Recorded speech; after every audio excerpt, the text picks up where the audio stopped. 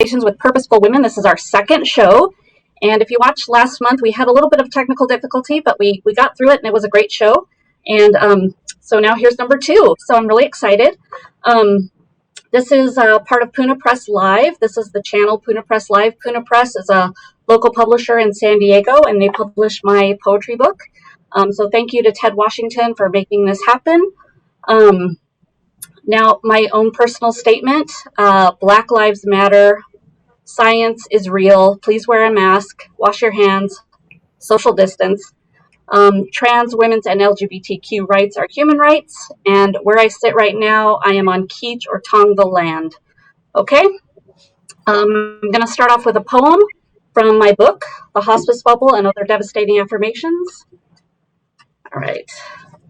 And after the poem, I will introduce our guests and we'll get rolling. Sky Search.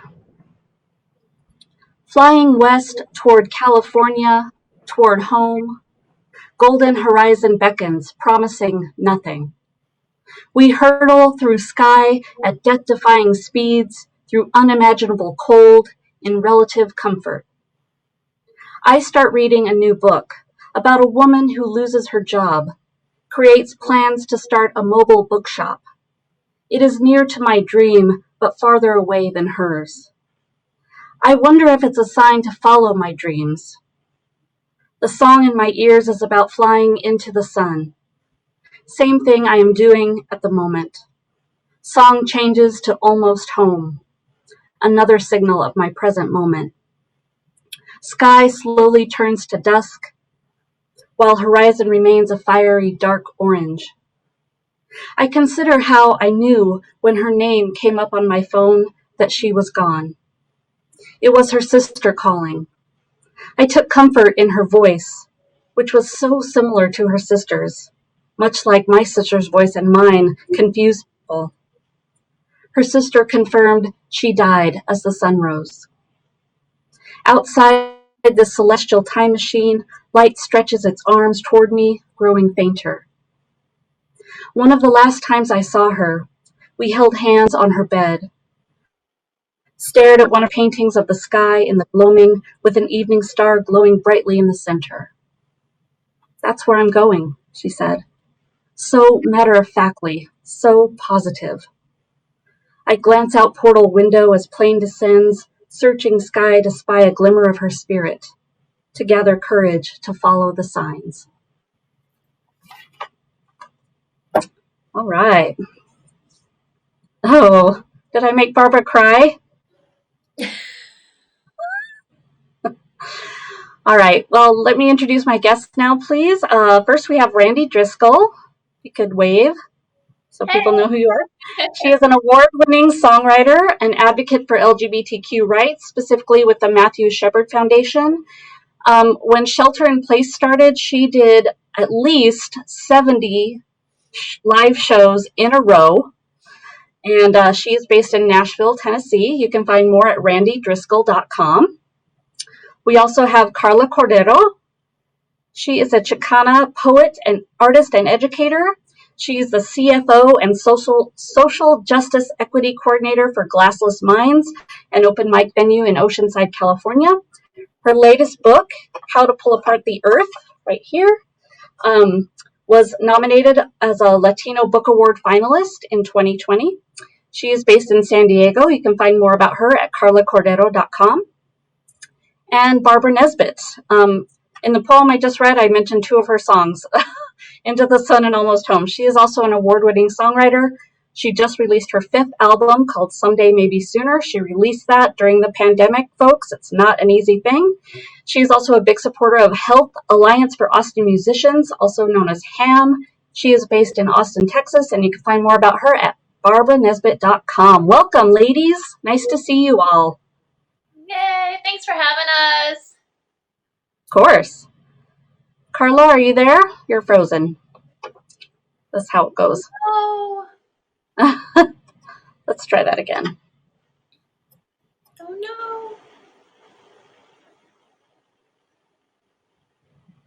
no. Well, I don't know if she can hear me, but she might have to restart or join again. Oh, Karla. All right, so let's see. Yep, she left. Hold on. He's got it. This is live, folks. Here she comes. She's coming back strong. Yeah. Let's see. This is how it works, everybody. Okay, let's get her back. Yeah. All right, there she is.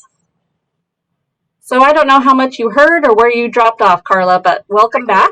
I heard everything. Okay. I was just frozen on your end, but how Okay. So let's start with some lightning round questions for each of you to just kind of go around and answer. First off, what is your favorite comfort food? Karla, why don't you start? Dang. I'm gonna have to go with my abuela's pozole.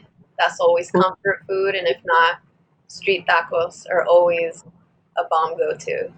Delicious. Yum. Randi, how about you? So funny. I'm also doing a shout out to Nana's. Anything Nana made, Italian Nana, but her linguine and white clam sauce. Which sounds fancy, but it's full on canned linguine, and you pour it in a pan with some olive oil and some seasoning and some pasta, and there you go. But it just reminds me of home. So it's that. There it is. Perfect. How about you, Barbara? It's muted. You're muted for some reason.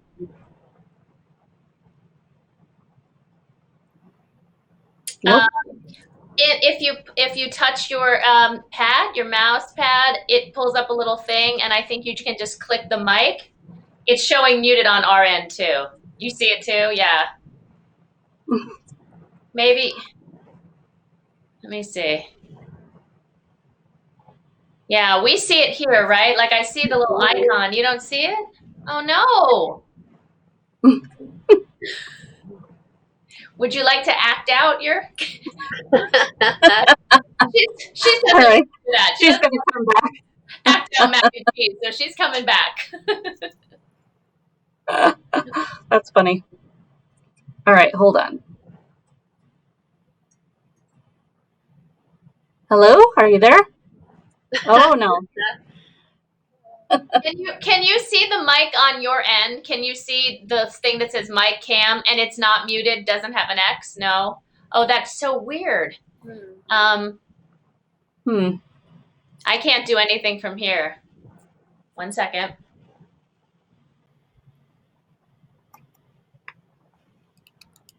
She's saying. How about now?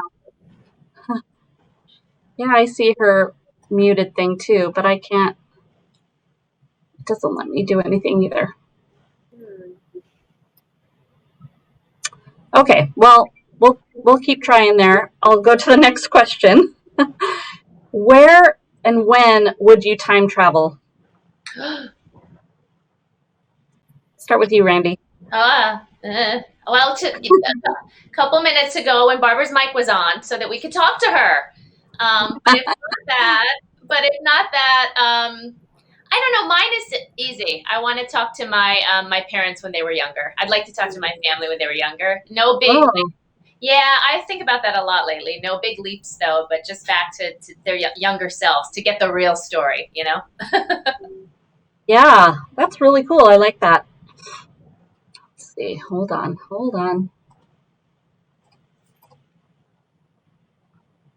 Oh no. I mean, worst case scenario, I think we have the chat box. So if for some odd reason we can't figure out volume, maybe you could throw in some in the chat. Yeah. And it's not your on your laptop, Barb, honey. It's not just the regular audio. You know, those loud and stuff. You haven't accidentally hit it on your keypad. Let's see the thing. Yeah, we heard you earlier, and then I think you muted yourself when Lizzie read her poem, right? Yeah, that's what it looked like. You muted yourself when Lizzie read her poem. Did you do it intentionally or no? It just happened. Because that's when it happened. I saw you go. Your mute sign came up when Lizzie started reading. Shoot. Okay, she's getting it. She's got it. She's gonna do it.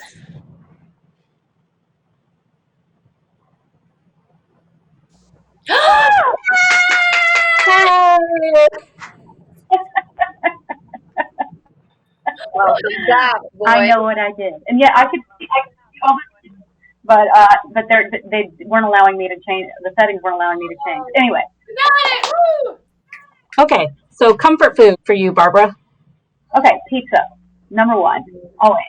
But also, I have a Nini who would make the most incredible. Yeah, you guys have Nana's. I had a Nini. She would make the most incredible fried chicken. We're from Georgia, so everything fried. And she decided to go health once and switched from lard to Crisco. So that was good. As you do. All right. Now Karla is frozen, but I don't know if she can talk. So Barbara, why don't you tell us where or when you would time travel? Oh, that's such a great question. Karla can hear us. Okay, cool. Good, at least. That's a great question. I guess I'm going to get a little dark here, but I think that I would travel back, like I've thought about this a lot since 9/11, actually, that I would travel back to like the week before that and try to figure out something. You know, I would travel back to the beginning of this pandemic, try to figure out some way to. Yes. I would travel back and do more to get people to vote. Right. Yeah. Right. I don't know, like I want to save the world somehow. Yeah, that's a good one. How about you, Karla? Gosh. If I could break the rules, I would honestly time travel back to a younger version of myself, and just have a conversation with her that she's gonna be okay. I think I would also go back and revisit my great grandmother, Maria Luisa. Can you guys hear her? Can y'all hear me okay though? I can hear her. Okay, beautiful. And then I would probably visit my great grandmother, Maria Luisa. She was an indigenous woman from Mexico. And so I would definitely want to sit down, have coffee with her, and just talk about her family history, because we're missing so much of that within our own family. So, yeah. I love that. Those are all such awesome answers. Very cool. All right. So let's get into our little chat here. I'm going to start with Randi. So Randi, tell us about how you decided to start doing Randi's Live when shelter in place happened. It was, that now haunting weekend in March when the world seemed to shut down. And like a lot of my friends, I had a lot of gigs on the books, and immediately they started to fall off the books. Everything was canceling. And I started to get super nervous about what the next few weeks at the time were going to look like. And I was also, now we're new to Nashville. We've only lived here 2 years. And it was very clear to me that what was happening in Nashville was different than what was happening with my family and friends in New York versus my family and friends in California. And I thought there was a lack of information getting passed from coast to coast. Like people were not understanding what was happening in other places. So I turned to my husband, Andrew, and I said, I think we should go live tonight. I think we should just do a live show. And he said, okay. And I said, in fact, we should do one every night just to reach out to friends, to like build community. I'll call my friends in New York. I'll FaceTime with them and try to figure out what's going on. I'll call my friends in California. And we did it. And we did it every night for that week. We did it every night for the next week, turned into like a little, I'd sing maybe one song and we'd interview somebody. And we had everyone on, like artists and musicians. We had you on, Lizzie, doing your beautiful poetry. We had therapists on talking about what was going on, scientists on. We sort of, had everyone just talking about what was happening and giving different perspectives from all over the country and then the world. And then we just didn't stop. We just kept going. And we did 70 consecutive. And then now we do it once a week. So that's kind of how Randi's Live started. And my husband was my cameraman and my graphics department. And my daughter, 8-year-old daughter, was my audience of one and my stage manager. So, totally. It was so fun to check in during that time just to see what you were doing. I mean, it was so creative. You had theme nights. Your guests were so incredible. It was a really amazing effort. And 70 days in a row was spectacular. Thank you. Really good job. The funny thing is to be honest, it turned into something that we really lived for. Like we really did. Like we got up in the morning and, Sure. Whether it was going to be 80s night or whether we were going to have some crazy guest on, it was just something for our little family to do. And no matter how miserable I was, because there were some really scary days, as there still are, we just knew we had this thing that was going to happen at 6 o'clock. And that 45 minutes live with people, just even sharing their experience like this was really important to our little family. amazing. So it turned out to be a huge blessing in our lives. So. Right on. So speaking of family, you're my first mom I've had on the show. So tell us about how Skylar's being with all this change, of staying home, being in school at home. Yeah. How's that going? Great question. I haven't been interviewed about that yet. So she's incredibly resilient. I think children are, they're kind of used to going with the flow, and the technology thing is not so scary to them at all. They're sort of like, sure, my friends are on, a screen. Great, whatever. So that part of it is okay. But of course, there are those questions, and it's different for me than my friends in other states. We are back to hybrid, which is where she is in school in person 2 days a week. The difference here in Tennessee is that our class sizes are really small, so they're able to really socially distance the kids, so we feel a little bit safer about that. But as a parent, it's a lot of sleepless nights because you're having enough time trying to figure out if you're doing the right things for you, and trying to keep yourself safe. But now it's like, are we doing okay by her? How is this affecting her brain? Is she, are we okay to send her back real time? So it's been a roller coaster. And, I'm so curious to see 10 years from now, not just what we all say about this time, but what she's going to have to say about this time, I've thought about that a lot too. Yeah. How will the kids react, and how will it shape them going forward in the future? Yeah. Will this become like what they want to do, is be online all the time, or will they want to go back to being in person? It's hard to say. And I will say just really quickly that as the mother of an only child, it's different too. So she really uses technology now as a way to reach out to kids, because it was like she was in this house, with mom and dad who were doing this ridiculous vaudeville show every night. And she was like over us. She was like, how about a kid? Can I get a kid in there? So like having technology to reach out to kids was really important. So actually, I feel like it's a blessing. If this had happened when I was a kid, it would have been, really hard, I think, as an only child, really hard. So yeah. So back to Randy's live. Did you have a favorite episode that you did? I don't know. I didn't have a favorite one. I mean, we tried to have a lot of theme nights, and then we based a lot of the nights around charities. I didn't really have a favorite one. Probably one that sticks out in my mind was the Mother's Day episode, where Andrew and Skylar surprised me, and they put together a video compilation, and I had no idea, since I'm the one that sort of runs the show. And that night behind me, the screen was just this crazy, compilation, just simply the best, which immediately put goosebumps on me, and I was bawling. And so those kind of moments were really special. But there were also moments where we talked to one of my students, my former students, who was trapped on a cruise ship, off the coast of Spain, with hundreds of, it was crazy. So it was like this every night, it was all of these stories. But again, a silver lining was that we were able to build some sort of community through this time. So yeah. And your episode, Lizzie, was beautiful. Your episode was beautiful. We had 4 poets on that night, and it was lovely. It was really lovely, and a lot of crying that night too. So. Yeah, that was really fun, and because the day I did it was with a guy from Canada and a guy from Nashville there, so it was really fun. I really appreciated your invitation. Okay, well, so let's move on to Karla. You're here. Yep. So congrats on the book nomination. Thank you. For Latino Book Award. I know that went to your pressmate. The winner was your pressmate, Jessica Salgado. Yes. So that's amazing that both of you on the same press were able to get nominated for this amazing award. Can you tell us more about that? Sure. So our publishers based in LA, they're called Not a Cult. They're an independent publisher that's been running for a few years.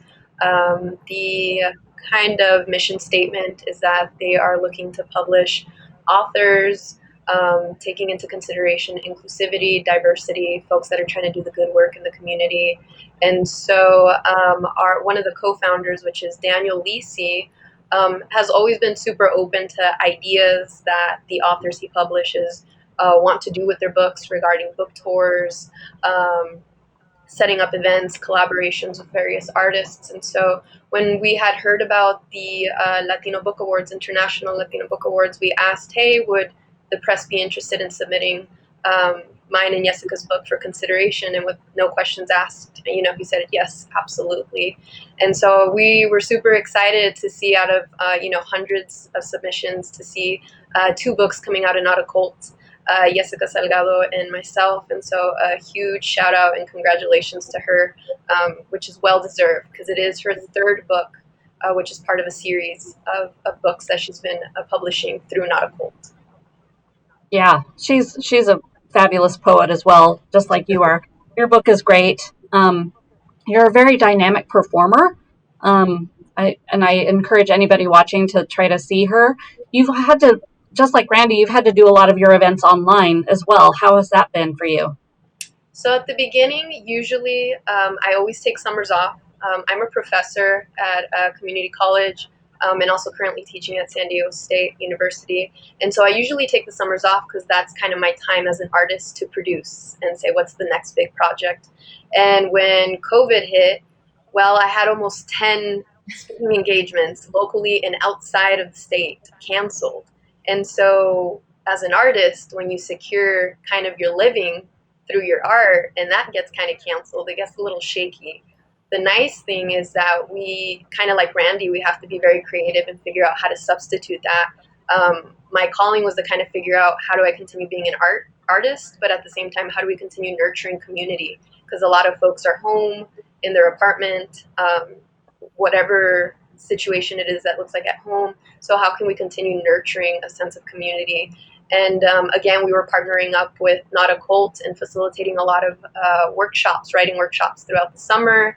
The really nice thing is that we made the workshops accessible to anyone who wanted to join, with an option to make a donation to the artist via their Venmo. So even if folks' pockets were tight because of the COVID situation, it was always a free and accessible event for folks to kind of jump in and study the craft of writing and be part of performances and open mics. Other events have been folks just still kind of reaching out and trying to create virtual platforms to have the facilitation of writing workshops, readings. Particular organizations are also reaching out to artists to do fundraisers for Black Lives Matter, for our undocumented community members, for creating a lot of awareness on the upcoming elections and so forth. And so, as artists do, we always find a solution, and virtually has been kind of our platform to substitute what we can. Uh-oh. Did she freeze for you guys? Mm-hmm. Yeah. Okay. Well, we'll try to get her back. She just wrote, I'll be back. Yes, you will. She'll be back. So while we're waiting, I just want to give a shout out to my mom and my sister who are watching. Yay! They put a note in the chat. So, and I should just say that I can't respond to the chats. So I don't know why. Okay, there's Karla back. Hi, everybody. I'm back. Sorry I got caught up. I don't know what's going on, but that's okay. That's just how this works. I've come to learn. Good. So you mentioned that you're also a professor. So how is that going? You're a professor at what school, and also San Diego State? So I've been a professor for 6 years at Maricosta College in Oceanside, California, as well as a professor at San Diego City College, which is in downtown San Diego. I was also invited this semester through San Diego State University to be a civic engagement liaison, to help facilitate what civic engagement would look like virtually. And so we're creating curriculum as we move forward on how can we still work towards social change, but virtually, particularly with the times of now. So that's kind of what we're working on. It's been really fun to think of creative ways to still build relationships with students, but at the same time being very conscious of how to create a pedagogy and curriculum that is inclusive, because there are a lot of inequities of teaching online. And so having myself become knowledgeable and recognize my privilege of being able to have a laptop and good internet connection, and thinking about students who don't have that access and what kinds of solutions we can create to even give them a laptop and have Wi-Fi. So it's been a challenge, but it's definitely been a good challenge. And I think our classrooms as well as our teachers. As long as we have the mindset as, we're all in it together and trying to be safe and trying to learn at the same time, we're all kind of just pushing forward together. Yeah. Wow, that is amazing. Really, really admirable. I admire any teacher who is taking on, teaching online during COVID. It's definitely, I've heard from people that it's not, like in the spring, it was kind of like, okay, well, the school year's ending, so it's okay, just kind of be a little bit, not lackadaisical, but just a little less formal. But now in the fall, it's a little bit more like structured. They've had time to plan and figure it out. And so it's a little bit more rigorous now being online. All right. And one other question for you.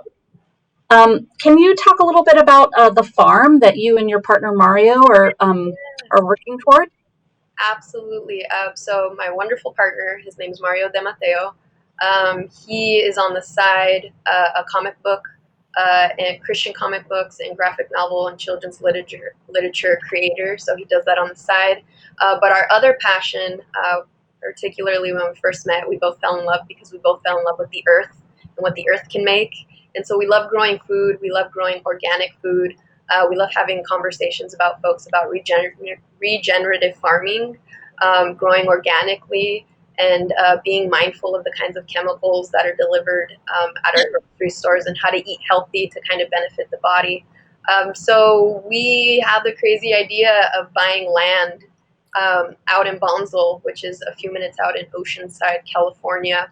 And we ended up getting 27 acres of land that had just been sitting there for a while. And so our dream right now is to rebuild the land into organic farming and creating food stands for our community that can come and have access to organic, healthy foods, especially right now with COVID, how there's been a demand to be eating healthier, as well as building kind of a space where folks can get together, social distancing wise, and learn about regenerative farming, because it's a dying art form.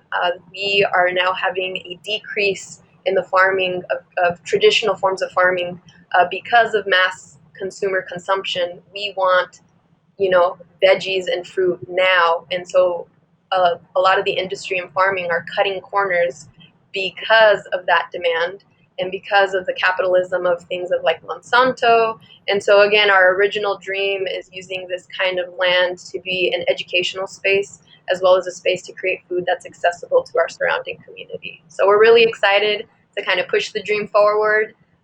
We're actually doing a cleanup brigade this Saturday where folks are kind of social distancing, doing a cleanup of the land because we still got a few tires and pieces of litter out there before we actually start breaking into the earth and growing some good stuff for folks to enjoy. That's so amazing. Are you guys going to live out there too?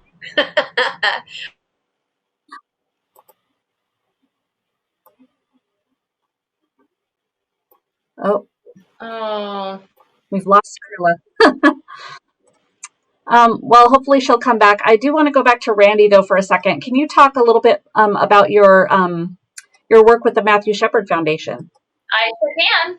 I have worked with the Matthew Shepard Foundation since 1998, and my involvement started with a song that I wrote, a song called What Matters. It was a song written in response to Matthew Shepard's death. He was the young man that was killed in a hate crime that happened in Wyoming. And so I wrote a song. I was moved and angry and all of those things that songwriters get, and with nowhere to put it, I sort of put it in a song. But I really focused the song about love and about his family's unconditional love. And the interesting part is I didn't know his family. I just sort of got this sense of them on the news. We turned that little song into a benefit single, and it became the official benefit single for the Matthew Shepard Foundation, and 100% of the proceeds went to their anti-hate organization, which years ago started very small and then grew into this wonderful organization that now, was instrumental with the hate crime legislation bill and all of this incredible work, the advocacy that Judy Shepard and Dennis have done. It's just incredible. Their anti-bullying in schools programs, all of that. It's incredible. So fast forward 20 years later, I was on the honorary board for a while, and for many, many years I toured when Judy would speak and perform this song. And the song's been done by choirs. So really the message kind of moved through the music, through songs, but then my involvement with Judy and Dennis, I always say that it changed my life, because it at a fairly young age, I became very aware that two people can take a senseless tragedy and they can really change the world with it. I mean, they've done everything to see that something like that doesn't happen to anyone ever again. And they do it by really putting love out there, which I think is a message that's so important right now. I mean, they could have so easily, and I didn't really even understand this until I became a mom myself. They could have easily slammed the door on everyone and said, just, that's it, we're done with humanity, because someone murdered their son. For being who he was and loving who he was. But instead, they took that tragedy and they tried to open people's hearts and minds, and they've done that for 20 plus years now. And so I think that message is really important right now, that even when you think you're sort of banging your head against the wall and that people aren't listening, there is a way to teach love to people, because love is really inside of people. It's just a question of getting it out of them. So yeah, so wonderful. It's such a great song. Really, thank you for all your work with that. Thank you, Lizzie. And Karla, just to quickly get back to you, the farm idea is amazing, and I don't think you answered if you're going to be able to live out there or not. We haven't thought that far yet. I'm down to go put the tent out there, lay under the stars, but we're super blessed to live only 20 minutes away, so it's not too bad of a drive. But yeah, that's kind of where we're at right now. Cool. Love it. All right, Barbara, you've been super patient. Unfortunately, I don't think you're showing up on the feed. Let me try to get you up there. Hold on. I see you. I got you. Mm-hmm. I see you too.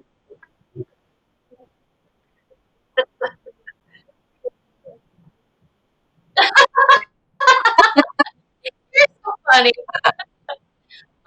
I thought you were being super respectful and like leaving the space when other people were. I was like, she's such a professional at this.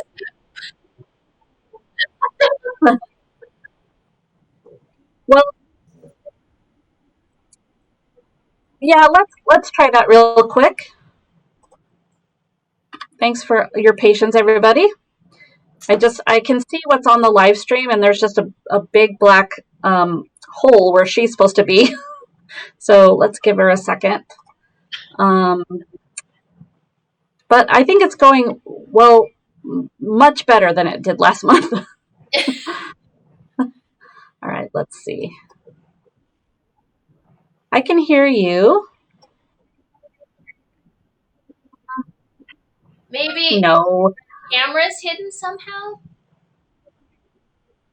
Oh yeah, we can see you. I can see you. It's just not on the live stream. I don't know what's going on, but I think if anybody on the chat can just say if they can still hear Barbara, even if they can't see her. Like, no, you're a Charlie Brown character. I don't think it's you, and I don't think it's me. I think it's just this this platform is just a little weird. My sister can't hear you.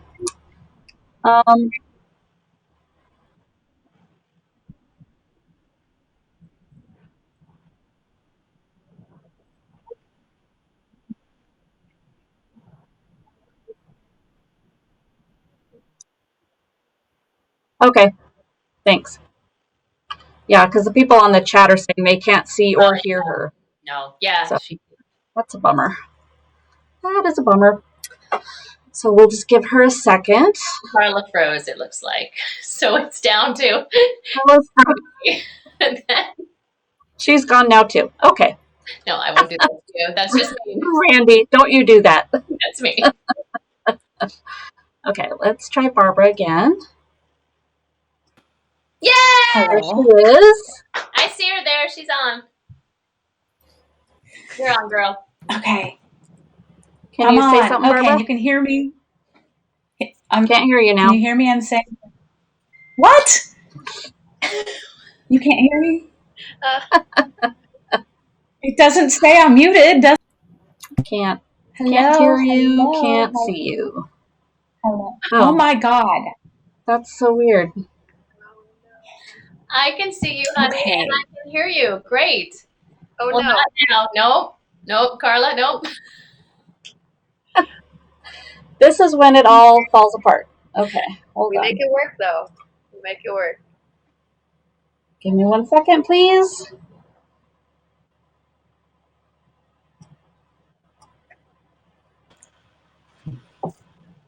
Hello? Hello, hello, hello, Okay. hello. Are you all there? Hello? Yeah, she's here. Yay. I can Okay. hear her. Lizzie, do you not hear Barbara? I can't. Can anyone hear me? It's going to be But Randy, You're going to ask me the questions. I'll ask Barbara. Randy, I can hear you, All right. and I can hear Liz. So let's she can ask Barbara this. Ask her to tell folks about the coronograms. Okay, so Barbara, Okay. we would like you to tell people about the coronograms. So go for it, girl. Okay, the coronograms. Well, it's one of the things that I've been trying to do. Also, like Karla, and I guess everybody who's an artist is trying to figure out how to survive when the music scene is gone. So I've been doing these things called coronograms, where somebody can hire me to sing a song, make a video of it, and convey a message, and then send it to them. Sometimes I'll write a song for it, or sometimes I'll do a cover song that's their favorite, or do a song just of my choice, or whatever. But it's really fun. It's great to make the extra cash, but I think the most rewarding part of it is to be able to get like the response from the recipient, and it's just so nice. They're like that they're touched and moved by it. I'm in such a little bubble that I forget that music matters. Uh-oh. I was going to ask her a follow-up, too. Okay. I know. That was so great, Barb. I can't hear Randy. I could say that again. I just said that's great. You went away for a second, but I was saying it's awesome. Did you do these virtually, so you would like film yourself and send them? Yeah, I would. Yeah, I'd make like a little YouTube link and then send them the link. And it's been really fun, and it's been a way for me to, like, I don't know, connect with people in a personal way. I'm talking directly to this person, and I really was surprised the first few times when I got emails back from people, the recipients, and they were just like, "Oh my God, we all cried." There was a family I sent one to in Italy when this all really started, and Italy was the only country that had really done, shelter in place. And the whole family made a little video to send back to me. I just sat there and cried. Really sweet. It's really sweet. I can think it would be a really special thing to get someone, because there's not much you can give to someone right now, but a song, something like that, a musical message that's awesome. I love it. I have a handful of repeat customers, which is really nice. That's awesome. Can you guys not see Lizzie either? She went away. She's back. Yeah, there she is. She's back. Hi. Can you hear me? Yes. Okay, good. I don't know. Okay. I don't know what's going on. I'm making it work. Exciting. All right. Next question for Barbara. You've written a bunch of new songs during the pandemic that you're sharing with your Patreon group. How has that helped you process the experience of being isolated? Oh gosh, I think Patreon, that and live streams have probably been the most integral part of keeping me connected to people musically. It's been also normally I would write a song and I usually don't practice it. I just go and play it on stage the next night, and it grows and becomes its own thing on stage. But now I'm I don't have that outlet, that kind of impetus to write for that audience. So it's all kind of gone onto the shoulders of my Patreon folks. They're the reason that I keep writing songs. This kind of accountability to them. It's been really good for me. Accountability works for me.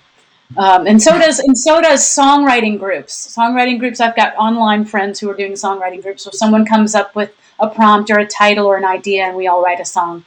You guys are familiar with Catherine Beeks and her The Game. I thought it was really funny. We all put out records with the same name songs on all of the freaking records. I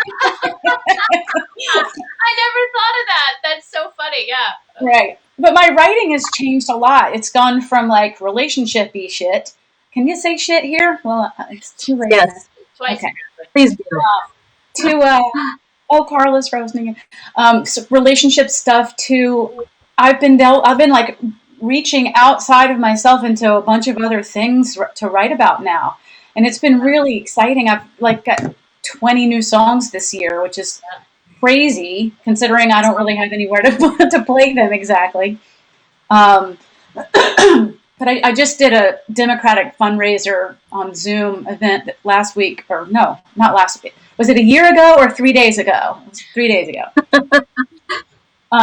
And I was so excited about the idea of this fundraiser that I wrote a song specifically for it, and kind of like my little get the fuck out there and vote song.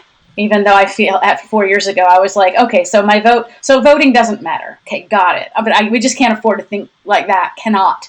And it's never been more important than it is now to raise our voices and use our vote. Sorry, I just had to go off onto that little tangent of politics. That's okay. Now I'm crying, so or drinking, both. So talk a little bit about releasing your CD during the pandemic.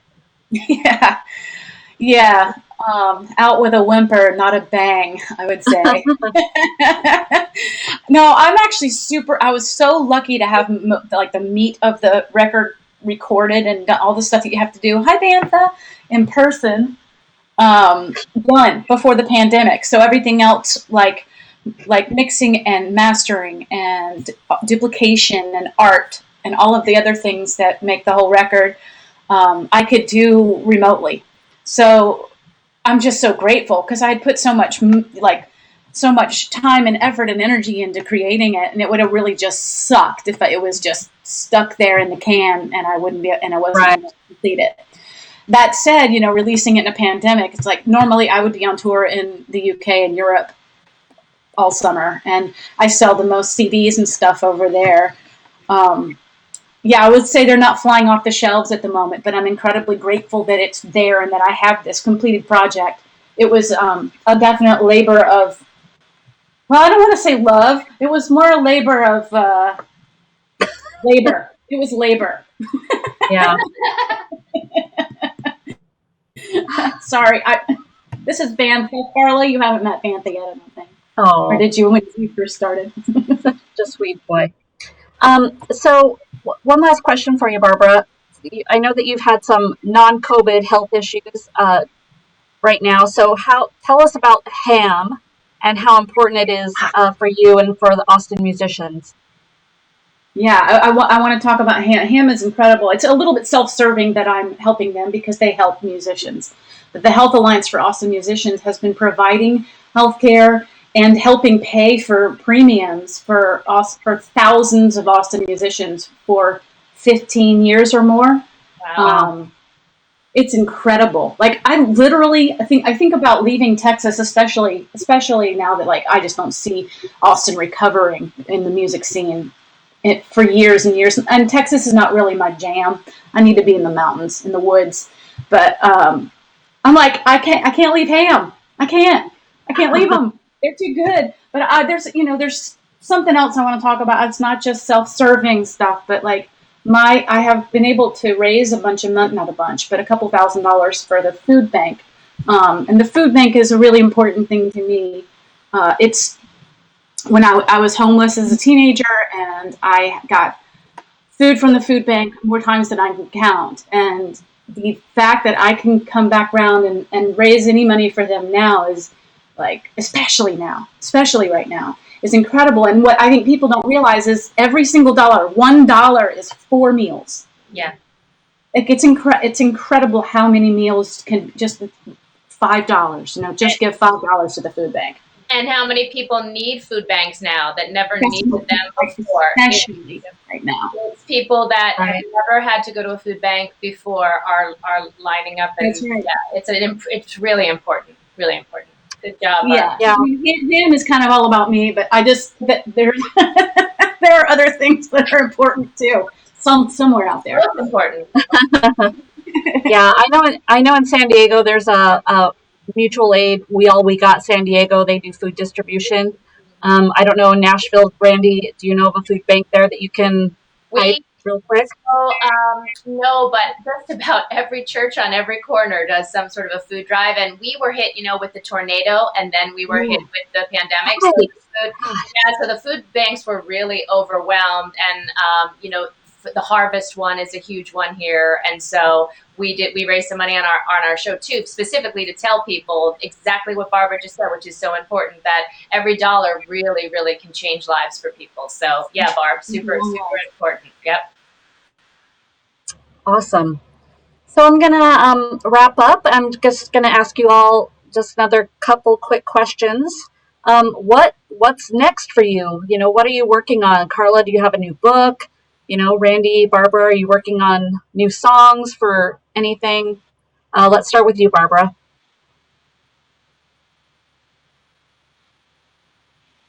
I think you said start with me. It clicked off right at the end, but Yes. for me, I'm definitely focusing on getting healthy. That's been it's not COVID and it's not the end of the world, but it's been a real rough road. So focusing on that is number one. And then keeping that Patreon thing, keeping that kind of like that reason for writing. And Lizzie, thank you for being one of my patrons. I You're love welcome. that I get to, you get to hear my songs, with them before anybody else. And but writing songs is my main thing right now. I have a few like a live stream I'm gonna do next week, but right now, especially because of the health thing, I'm taking everything today. Today, I'm gonna do today, and then I'll figure out tomorrow. And if I'm lucky enough to get to tomorrow, then maybe I can write a song. Maybe I can sing a song for somebody. And I've been really lucky my relationship with my sister has been growing through this pandemic. We've been kind of very different people. She's very God and country and all of that stuff and military, and I'm pretty liberal. And we started talking a lot in this pandemic and realized how much we agree on, and how it's really not, the divide isn't as big as we are being led to believe by the media, by everything out there is just telling us we must be enemies. Only extremes exist. And my sister and I are this little microcosm of seeing that just a conversation about what you believe can show you how we're not that disparate. We're much more connected than we are disconnected. Sorry. Again, I go on another page about. No, I love it. It's great. It's and this is a selfish thing for me, but I mean, I love watching you play, but I also love hearing you talk because you're so intelligent and you have so many opinions, and I like hearing them in a non-music setting, if I may be so selfish. So I don't have to shut up and sing. Not for me. Okay, Karla, what about you? What's next for you? I think right now, especially during COVID, I'm trying to figure out how to be the best aunt ever. So my niece was born last year. She's now growing super fast, and I get to see all the new things she's exploring, and she's a super smart girl. And so I'm just having a lot of fun doing that. And I think that just complements what my art wants to do next. And so my job right now has been just kind of sitting back and playing the role of witness and thinking about how the pandemic has made spaces smaller for a lot of us to navigate through. And so my art right now is trying to think how to make small spaces bigger. And as mentioned earlier, thinking about the microcosms, what are the smallest delights or joys I can see every day, and how can I unpack as much as possible to make larger spaces of joy and delight.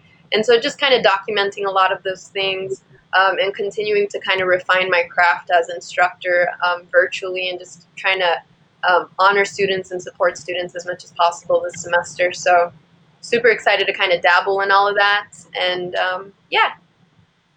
Awesome. Beautiful. How about you, Randy? What are you working on? So still doing Randy's live and trying to bring a little, joy and music to everyone's living room once a week. And then really honestly finishing up a CD, same story as Barb, worked on a project, a lot of new material, and then had a session the week in March that everything sort of shut down.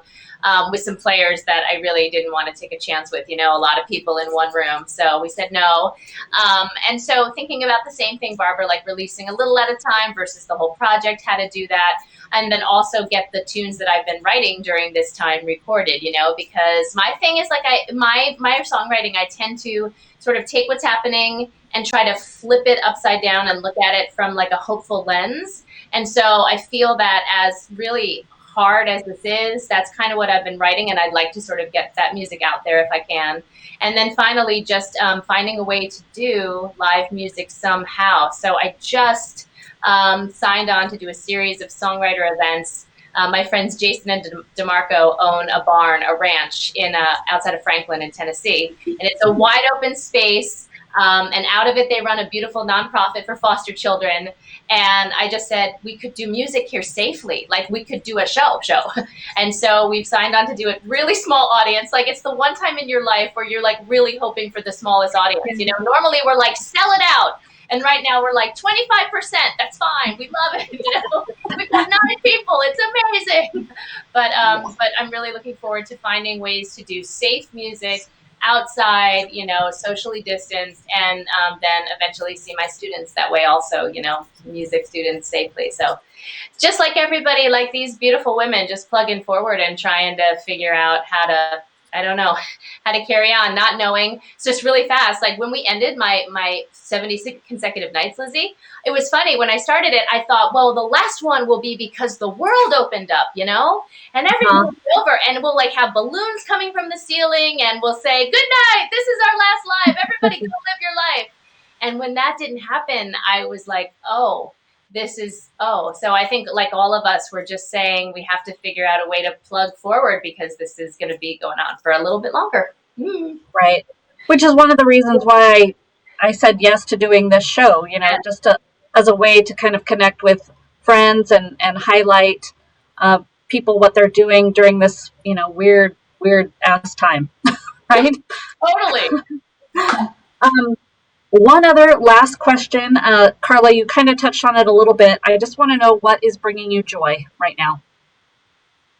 How about you? Frozen? Start with Randi.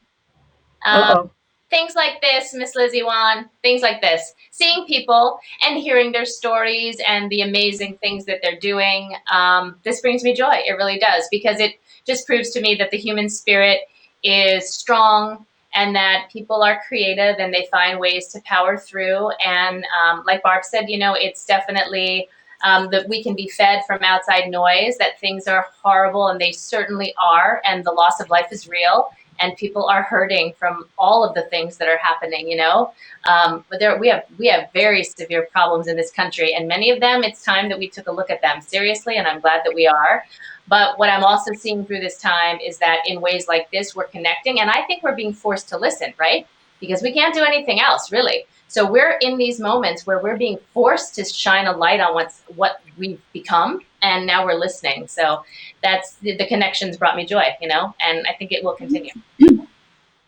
Awesome. How about you, Barbara?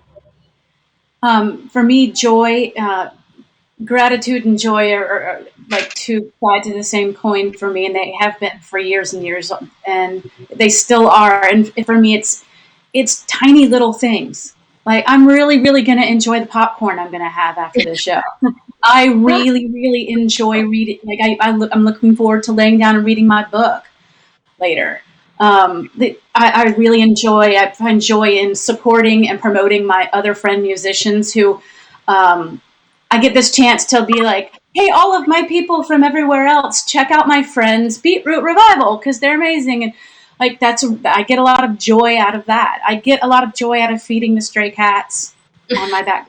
I mean, at this point, let's just face it, they're not stray anymore. But for me, it's a million little things that bring me joy, and they do all the time, even with the fact that the world is blown up and my health is shit right now. I am still so lucky because I can find so much joy in so many teeny little meaningful, beautiful things. So yeah, Awesome. that. Petting his cat. Joy. Karla, what about you? Oh my gosh, so much. So we are currently in the month of Latinx Heritage Month. And so I'm all about right now making sure that I am reading literature that's in support of our Latinx artists. I'm also making sure that I'm supporting local small-owned businesses that are owned by Latinx business owners, and just making sure that we are supporting our communities, especially during a time where our people have been disenfranchised regarding resources and so forth, and issues happening with continuous issues still happening with our immigration community brothers and sisters. And so that's kind of my primary one, is just kind of reading literature and supporting local businesses. Again, as mentioned, just enjoying growing food and then just packing that up and sharing it with my neighbors and folks that want to come and grab some stuff. And just spending time with my niece. She's been a huge, huge light in my life. And so at the end of the day, just kind of hanging out with her has brought a lot of joy in my own life. So it's been great. Karla, after hearing your answer, I would like to I'd like to take back my answer of popcorn. Can I take that back? Well, I want to thank each and every one of you for joining me. It was really an amazing conversation. I really appreciate you for taking the time to talk with me. Thank you all for watching, and please come back next month. October 15th will be the next show, and my guests will include Sharon Elise, Dr. Sharon Elise, and Mickey Vale, along with one other to be named later. So I hope you'll join us. Thank you for watching, and we'll see you next time. Thanks. Bye. Bye, Lizzie. Thank you so much. Thank you. Love you, Lizzie Wann.